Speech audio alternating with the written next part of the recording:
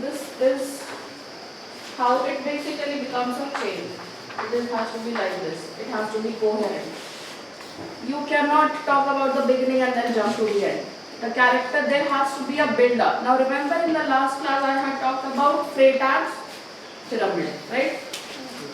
Within a plot, which is a sequential chain of events, which leads to a cause and which is basically a result of cause and effect relationship, has various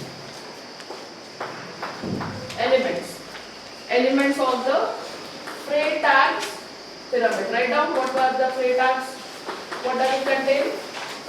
The last class I had told you. What does it contain? The first is exposition. First is exposition. What does exposition have?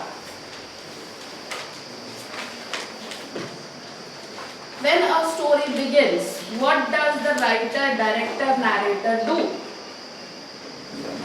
He has to introduce it to you first, right? What are the who are the characters?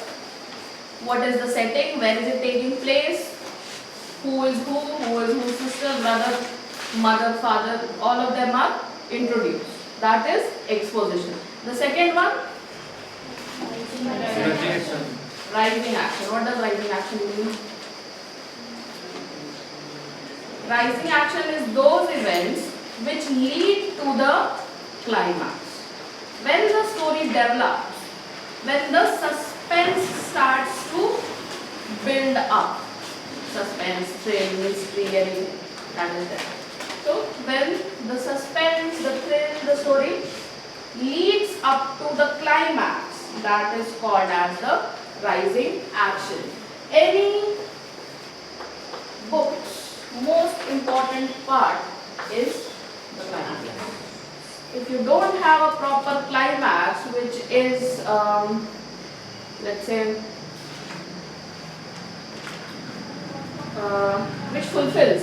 which does not fulfill a reader's or a spectator's expectations, then the book fails to achieve that effect. So a climax is the most important thing. The build-up, where the story is at its peak, where we have revelations that this was the killer, this was the mystery behind it, this was the secret. When all things are revealed, that becomes your climax. And what is the diversion from climax? We have the anticlimax. Right. So after climax, what do we have? Falling action. That means now everything will go downhill for the character. Now you have read Macbeth, right? What is the story of Macbeth? Who kills Duncan?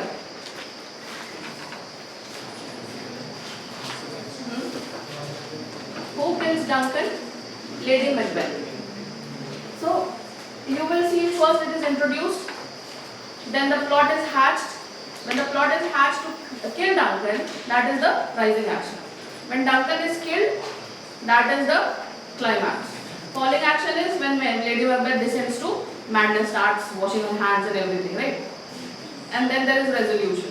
Mostly in tragedies we don't see a resolution. Resolution is basically when the main character dies, the protagonist, in a tragedy. Or resolution is when the two lovers unite at the end. They get married and everything. So that is the resolution. So any plot has to have an exposition,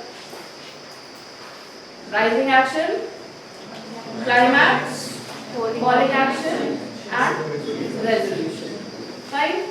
So this basically constructs a plot which has to have a sequential chain of events which should lead to a cause and effect relationship and should contain the 5 elements from Freytag's pyramid. Fine?